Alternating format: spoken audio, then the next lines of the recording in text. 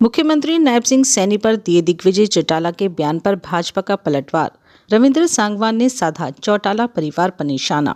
Bharatiya Janata party के प्रदेश प्रवक्ता एवं वरिष्ठ नेता रविंद्र सांगवान ने जननायक जनता पार्टी के युवा प्रदेश अध्यक्ष दिग्विजय चौटाला द्वारा मुख्यमंत्री नायब सिंह सैनी पर दिए गए बयान पर कड़ी प्रतिक्रिया दी है। उन्होंने चौटाला परिवार पर निशाना साधते हुए कहा कि दिग्विजय चौटाला ने मुख्यमंत्री नायब सैनी की तुलना अजय चौटाला से की है, जबकि अजय चौटाला के नाम आय से अधिक संपत्ति और जेल में रहने का रिकॉर्ड दर्ज है। सांगवान ने कहा कि हरियाणा में मुख्यमंत्री बदलने के कई रिकॉर्ड बने हैं। एक समय देवीलाल मुख्यमंत्री बने, उसके बाद बनारसी दास गुप्ता सहित कई नेताओं ने ये रिकॉर्ड बनाया। उन्होंने कहा कि चौटाला परिवार की पार्टियां और उनके चुनाव चिन्ह भी बार बार बदलते रहे हैं, जो अपने आप में रिकॉर्ड है। भाजपा प्रदेश प्रवक्ता ने कहा कि भारतीय जनता पार्टी ने अजय चौटाला के बेटे दुष्यंत चौटाला को उप मुख्यमंत्री बनाया था, लेकिन बाद में दुष्यंत चौटाला ने दावा किया कि वह जनता के बीच जाकर मुख्यमंत्री बनेंगे। जनता के बीच जाने के बाद जनता ने अपना जनादेश देकर उन्हें घर बैठाने का काम किया। सांगवान ने मुख्यमंत्री नायब सिंह सैनी की कार्यशैली की सराहना करते हुए कहा कि आज मुख्यमंत्री का साफ सुथरा चेहरा न केवल हरियाणा बल्कि आसपास के राज्यों में भी देखा जा रहा है। उन्होंने कहा कि मुख्यमंत्री नायब सिंह सैनी की मुस्कुराहट और कार्यशैली विपक्ष को रास नहीं आ रही है। उनके कार्यक्रम लगातार अन्य प्रदेशों में भी आयोजित हो रहे हैं। उन्होंने कहा कि प्रधानमंत्री नरेंद्र मोदी के नेतृत्व में देश 2047 तक विकसित भारत बनने की दिशा में आगे बढ़ रहा है और ऐसे समय में विपक्ष को जनता को गुमराह करने से बचना चाहिए। सांगवान ने कहा कि आने वाले चुनाव में जनता को जनादेश देगी, उसी के अनुसार राजनीति करनी चाहिए। कांग्रेस पर वोट चोरी के आरोपों को जवाब देते हुए सांगवान ने कहा कि वोट चोरी की शुरुआत कांग्रेस ने अपने कार्यकाल में ही की थी। उन्होंने उदाहरण देते हुए कहा कि सरदार वल्लभ भाई पटेल को प्रधानमंत्री पद के लिए 15 वोट मिले थे, जबकि जवाहरलाल नेहरू को मात्र 3 वोट मिले। इसके बावजूद कांग्रेस ने नेहरू को प्रधानमंत्री बनाया। उन्होंने यह भी आरोप लगाया कि नरसिम्हा राव सरकार बिना बहुमत के 43 सांसदों के सहारे चलाई गई। सांगवान ने शाहबाद का उदाहरण देते हुए कहा कि लाला रघुवीर चुनाव जीते थे, लेकिन जबरदस्ती हस्ताक्षर करवाकर अपना विधायक बना दिया गया। उन्होंने आरोप लगाया कि पूर्व मुख्यमंत्री भूपेंद्र सिंह हुड्डा के कार्यकाल में भी वोट चोरी की गई। अंत में उन्होंने कहा कि यदि भाजपा वोट चोरी की राजनीति करती तो अटल बिहारी वाजपेयी की सरकार एक वोट से नहीं गिरती। दिग्विजय जी ने कल हमारे माननीय मुख्यमंत्री नायब सिंह जी की तुलना अजय चौटाला जी से की। उन्होंने कहा कि अजय चौटाला जी के पास बहुत से पद रहे, लेकिन अजय चौटाला जी का तो रिकॉर्ड जेल के अंदर रहने का भी रहा। अजय चौटाला जी का तो रिकॉर्ड आय से अधिक संपत्ति का भी है।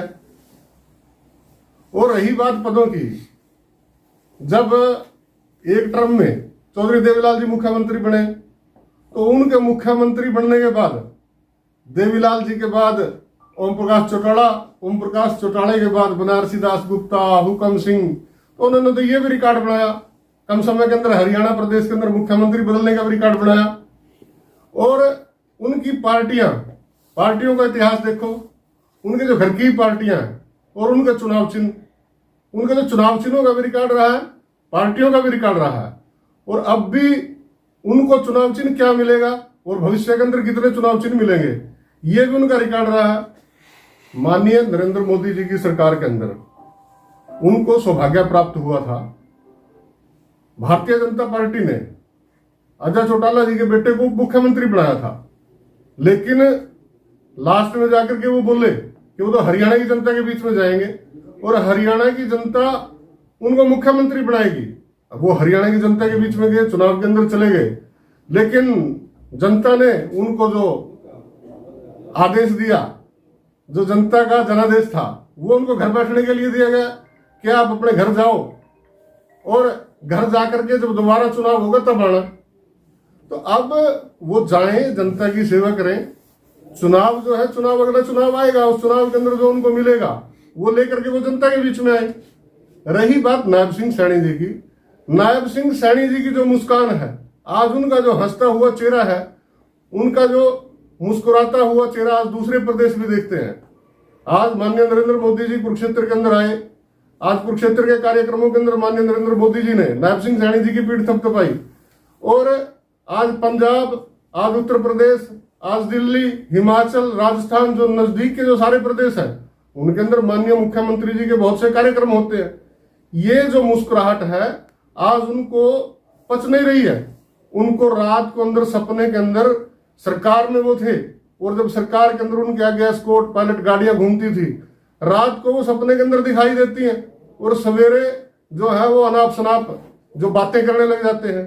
तो मेरा निवेदन है कि भारत का लोकतंत्र बहुत मजबूत लोकतंत्र है, और 2047 के अंदर माननीय प्रधानमंत्री नरेंद्र मोदी जी के नेतृत्व के अंदर भारत विकसित भारत बनने जा रहा है। और ऐसे में आप लोग जनता को गुमराह ना करें। जनता को जो आपके कार्यकर्ता हैं उन सभी कार्यकर्ता को लेकर के आप लोग काम करें। अगला चुनाव आएगा, चुनाव के अंदर जो कुछ आपको मिलेगा उसके नाते फिर आप राजनीति करना। अभी तो आपके पास कुछ भी नहीं है।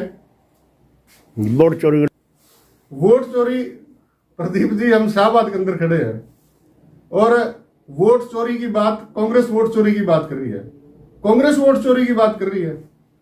सरदार पटेल जी प्रधानमंत्री के लिए उनको 15 वोट पड़ी थी, और जवाहरलाल जी को 3 वोट पड़ी थी। 12 वोट वाले को प्रधानमंत्री नहीं बनाया। वो लोग वोट चोरी की बात करते हैं। इमरजेंसी के अंदर, इमरजेंसी से पहले इलाहाबाद हाई कोर्ट ने वोट चोरी का निर्णय दिया था। उन्होंने कहा था कि इंदिरा गांधी ने जो चुनाव जीता है उस चुनाव को निरस्त किया जाता है, गलत तरीके से चुनाव जीता है। लेकिन अंदर सारे देश को अंदर कर दिया, देश के अंदर इमरजेंसी लगा दी। तो वोट चोरी तो वो थी, और वोट चोरी तो वो थी जब नरसिम्हा राव की सरकार बगैर 43 एमपीज के चलाई। 43 एमपीज के बिना बहुमत के नरसिम्हा राव की सरकार चलाई। और शाहबाद के अंदर हमारे लाला रघुवीर जी चुनाव जीते थे, उनसे जबरदस्ती साइन करा करके अपना एमएलए बना लिया। उसके बाद भारतीय जनता पार्टी का केएल शर्मा एमएलए बना, उसको उठा करके ले गए।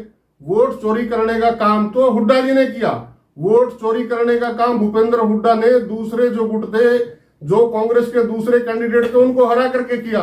वोट चोरी करने का काम तो हमारे पड़ोस के अंदर हुआ, जहां पर एक ही घर के अंदर से एक तरफ तो निर्मल सिंह कांग्रेस की वोट मांग रहा था, और दूसरी तरफ उसी के घर से उसकी बेटी कांग्रेस के विरोध के अंदर वोट मांग रही थी।